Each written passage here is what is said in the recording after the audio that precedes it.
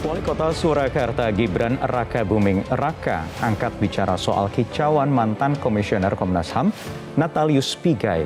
Gibran pun menjamin keamanan dan kenyamanan warga Papua yang tinggal di kotanya. Saya merasa nyaman dan merasa dilindungi oleh bangsa dan negara karena selama saya berada di kota Solo sini. Yang dilontarkan oleh mantan Komnas HAM. Saya Iya, tengah ya. sudah usah ditanggapi lah. Oh iya. Kalau masyarakat Papua di Solo kan banyak nyaman.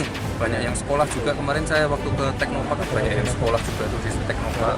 Belum pernah saya mendapat hal-hal yang sama sekali saya tidak inginkan. Menjamin keberadaan mereka di sini. Oh iya aman, mereka nyaman terus ini.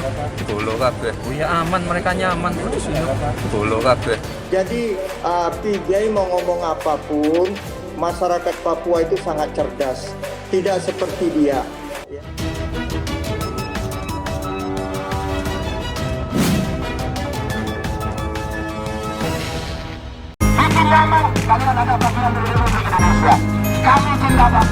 Karena Papua ada di pundak mereka dan juga yang baru-baru masih sekolah di sini semua. Kita semua berjanji di sini bahwa kita cinta Indonesia dan Indonesia adalah Papua, Papua adalah Indonesia. Kami tetap cinta mati NKRI. Ini jaminan Gibran usai gempa rujukan Pigai seorang Jokowi dan Ganjar. Antara Jawa Tengah dengan Pak Jokowi itu tidak ada, saya tidak pakai koma.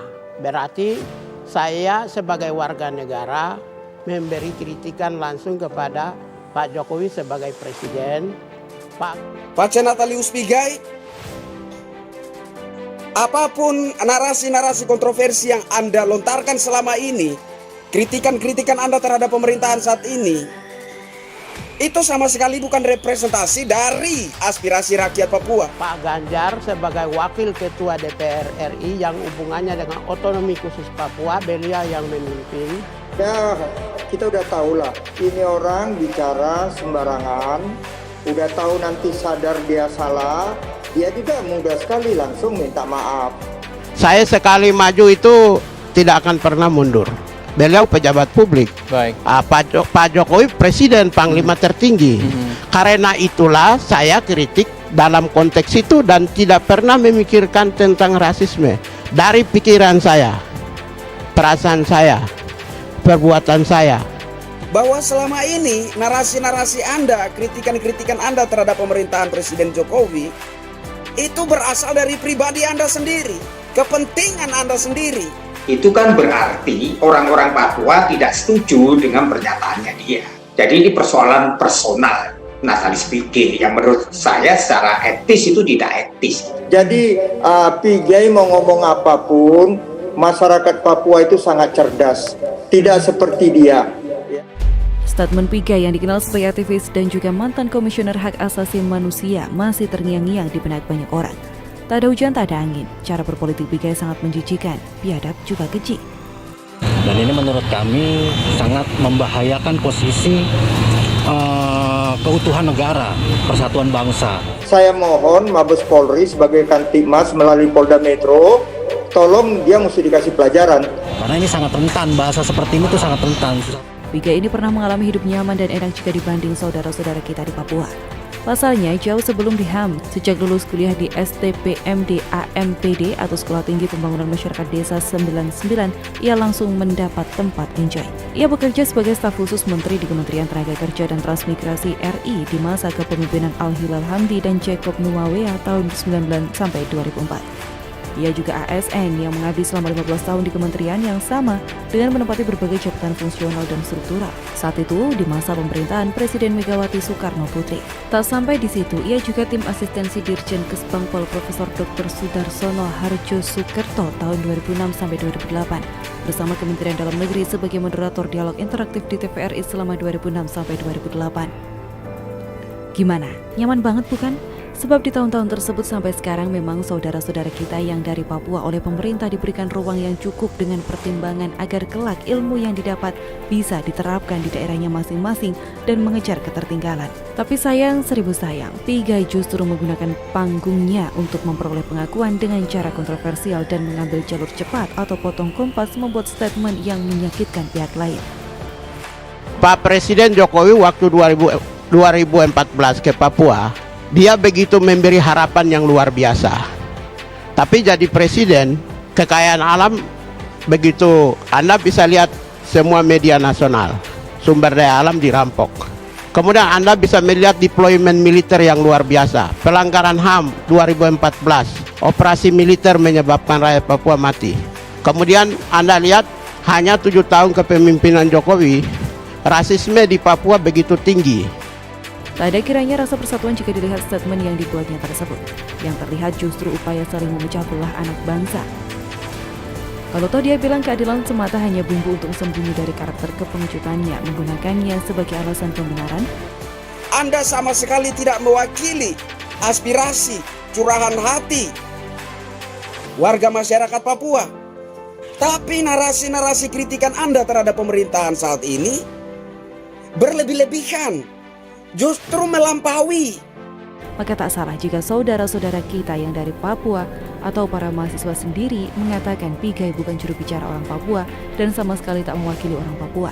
Para mahasiswa itu mengatakan Pigai hanyalah orang yang kebetulan dari Papua dan sedang mencari perhatian dengan cara bego. Bahwa selama ini narasi-narasi Anda, kritikan-kritikan Anda terhadap pemerintahan Presiden Jokowi itu berasal dari pribadi Anda sendiri, kepentingan Anda sendiri, bukan sama sekali representasi dari aspirasi warga masyarakat Papua. Papua semakin maju, Papua semakin bangkit, Papua semakin hebat di era Presiden Insinyur Haji Joko Widodo. Sementara analisis pakar bahasa dosen linguistik dari Fakultas Ilmu Budaya Universitas Indonesia Untung Wiono angkat bicara terkait cuitan Pigai yang menyebut jangan percaya orang Jawa Tengah Jokowi dan Ganjar untuk memaparkan pandangannya. Saya masih belum memahami maksud Pak Pigai itu. Kalau berbicara soal rujukan atau referensi, baik orang Jawa Tengah Jokowi dan Ganjar maupun orang Jawa Tengah Jokowi dan Ganjar mempunyai makna perujukan atau makna referensial seperti yang saya jelaskan tadi, dengan perbedaan makna ketika digunakan tanda koma. Itu kalau saya ditanya tentang makna kalimat itu berbeda atau tidak dengan adanya tanda koma, ujarnya. Jadi tampaknya yang dituju memang Pak Jokowi dan Pak Ganjar, walaupun ada kata pengantar Jawa Tengah.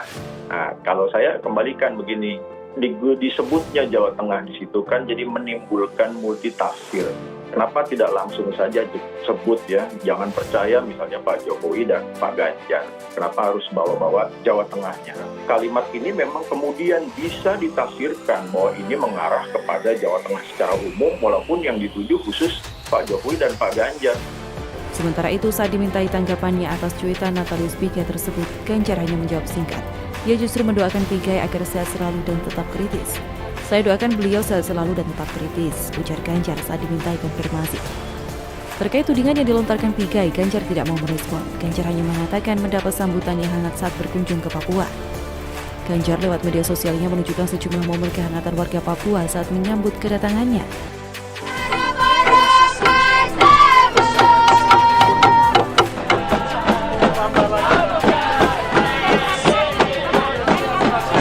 Mudah-mudahan Bapak berkah. Salju abadi Pak. Karpet.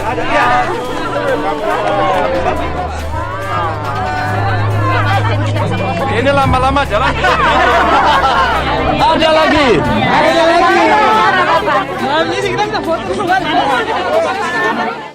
Ganjar datang ke Papua pada Jumat 1 Oktober untuk mendukung langsung kontingen PON Jawa Tengah. Dan pada akhirnya Pigai harus menerima kenyataan pahit. Wali Kota Solo Gibran Rakabuming Raka turut berkomentar. Putra sulung Presiden Joko Widodo itu menyebut ada banyak warga Papua yang tinggal di Solo. Mereka berada di Solo antara lain untuk menempuh pendidikan. Gibran mengingatkan bahwa tidak ada tindakan rasialisme kepada warga Papua di Kota Solo. Pihaknya pun menjamin keamanan dan kenyamanan masyarakat Papua yang tinggal di Kota Solo.